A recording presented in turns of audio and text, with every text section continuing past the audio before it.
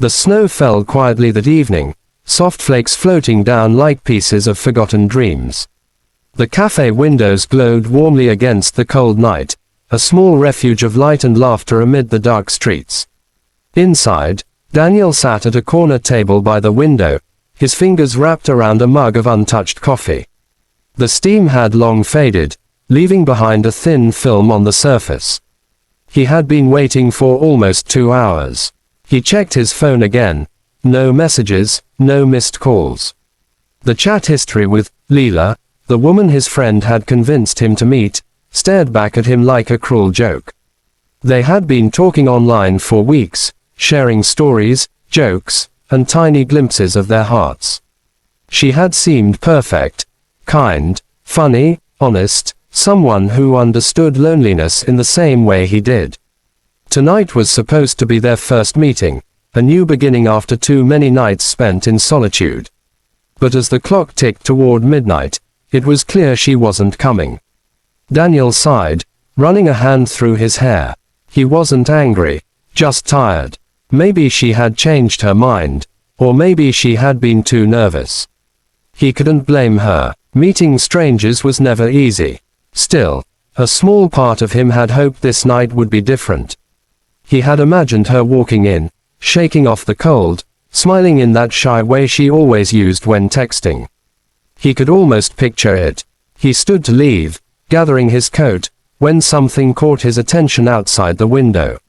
A figure stood across the street, half hidden by falling snow. It was a woman, thin, trembling, and holding what looked like a small bundle against her chest. Daniel frowned. It was far too cold for anyone to be out like that, especially dressed in such a light coat. For a moment, he hesitated. Then, without thinking twice, he walked out into the snow. The cold slapped him instantly, sharp and merciless. He crossed the street quickly, his boots crunching over the ice. The woman didn't notice him at first. She was focused on the little child in her arms, wrapping her scarf around him, trying to shield him from the wind. "Hey," Daniel said gently, stopping a few steps away so he wouldn't scare her. "Are you okay? Do you need help?" She turned slowly, her eyes wide and wary. Her lips were pale from the cold. I'm fine," she said quickly, but her voice trembled. "We're just waiting for the bus."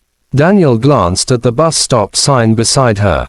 The schedule posted there showed the last bus had passed an hour ago. He looked back at her, noticing how blue her hands had become, how the child in her arms, a little boy, maybe 3 years old, was shivering uncontrollably. "The buses stopped running," he said softly.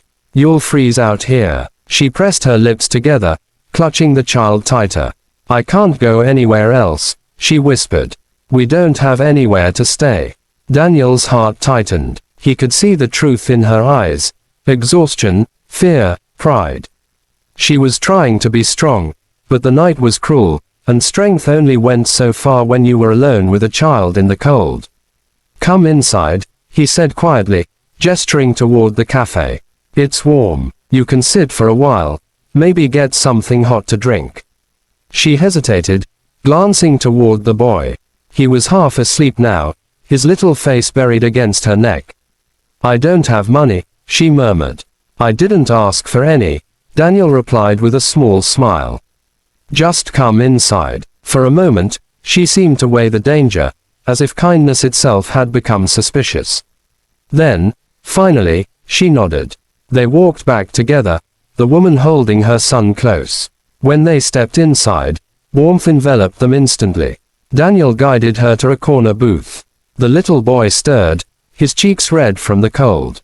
Daniel ordered 2 hot chocolates and a bowl of soup from the waitress, who looked at them with quiet sympathy. As they sat, Daniel noticed how she kept her eyes down, avoiding his gaze. Her hair was damp from melted snow, her coat threadbare. She looked no older than 30, but her eyes carried the weight of someone who had lived far too many hard years. "I'm Daniel," he said softly, trying to ease the silence. She glanced up, just for a second.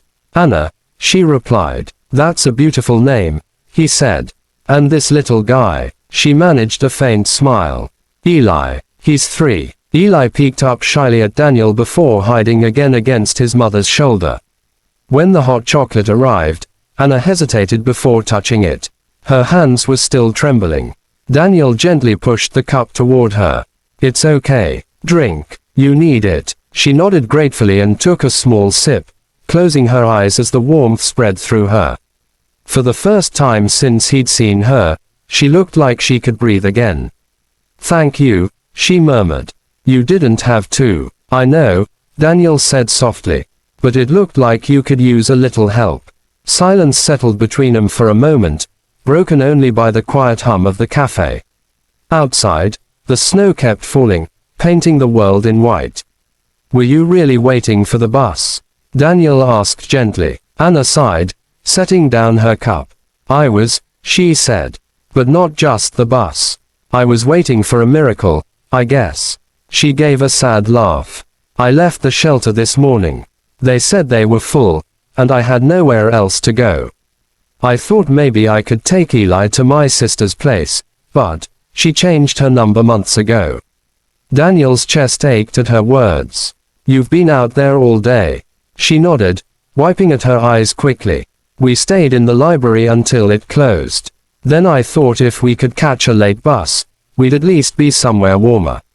But, her voice trailed off. Daniel didn't push. He just listened. She looked at him again, her expression mixed with shame and confusion.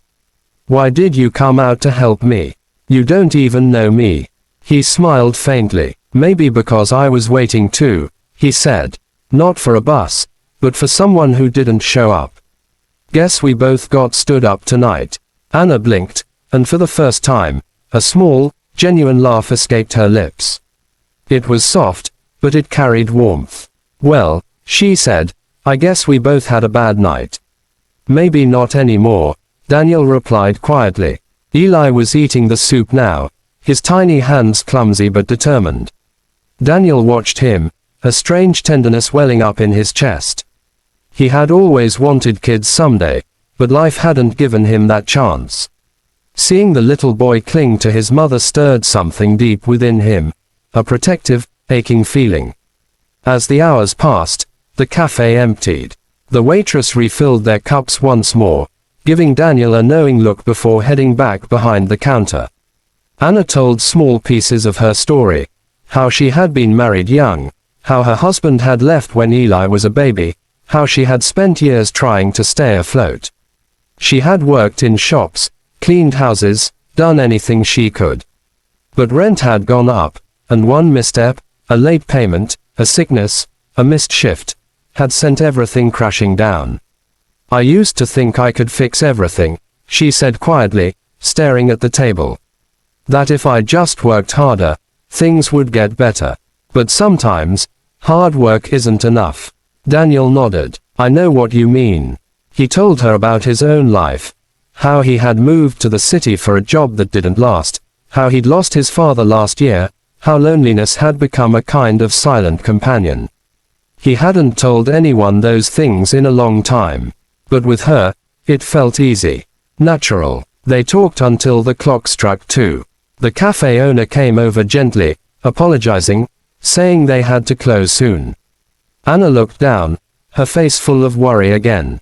Daniel hesitated, then said, There's a small hotel a few blocks from here. It's not fancy, but it's warm. Let me help you get a room for the night. Anna shook her head instantly. No, I can't let you do that.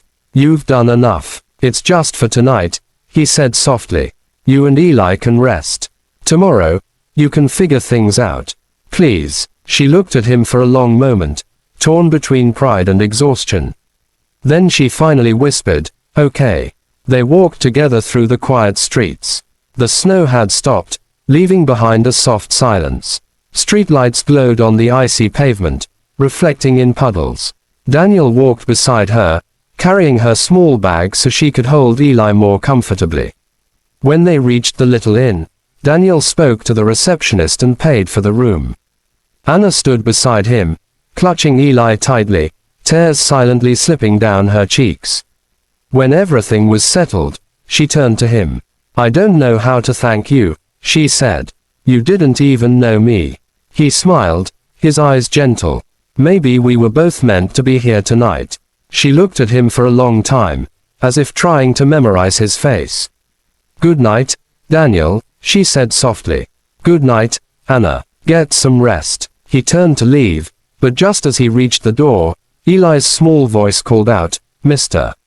Daniel turned back. The little boy smiled sleepily. Thank you. Daniel's throat tightened. You're welcome, buddy. Outside, the cold air greeted him again, but it didn't feel as sharp anymore. The night was still, and for the first time in a long while, he felt a quiet sense of peace.